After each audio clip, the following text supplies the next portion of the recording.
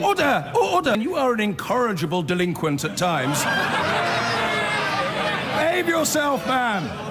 Air pollution could shorten a child's life by up to 7 months, according to new research.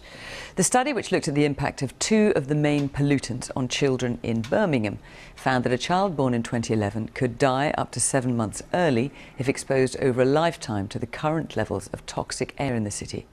Birmingham is one of 5 cities required by the government to set up a clean air zone to reduce pollution. From there, our health correspondent Dominic Hughes reports.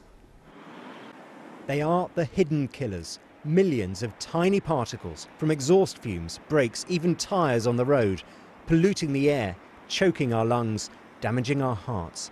Well, I joined the Clean Air Parents Network. In Birmingham, one of the most polluted cities in the UK, these parents are worried about the effect this is all having on their children. It's not getting less polluted, it's getting more polluted. More and more people are getting vehicles. They think if they're driving an electric car that it's fine, but it's not, because this particulate matter comes off brakes, it comes off tyres. But it is something that we can avoid. I'm very concerned. My daughter and I both get asthma, and we live luckily quite close to school, but we can see that every day there's usually somebody who will, and quite a few parents who will sit in their cars idling. And naturally, parking's difficult, but you need to start thinking more about our futures and our children's futures.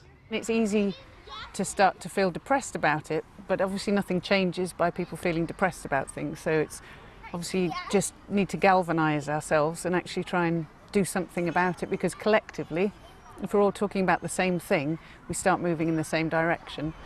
There's little doubt that traffic fumes are bad for our health. And while today's report is based on modelling and best estimates, it adds to a growing body of evidence that high pollution levels today could have a serious impact on the future health of children in particular.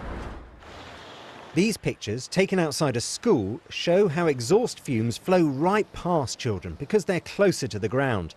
And as the dangers of pollution become better understood, attention is shifting to those most at risk. Children are really vulnerable to the effects of air pollution.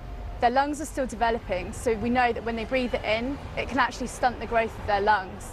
This can leave them with lasting health problems. In Birmingham, the City Council is poised to introduce a clean air zone that will restrict the most polluting vehicles. One of 5 cities forced by the government to take action on what's been described as a public health emergency. So I'm a father of young children, I'm a corporate parent for all the children in our city. I'm deeply, deeply concerned. There should be no child growing up in our city or any city who doesn't breathe in good quality air. Tackling pollution will require a huge shift in how we use our cars, but there is mounting evidence the air in our biggest cities is slowly killing us. Dominic Hughes, BBC News, Birmingham.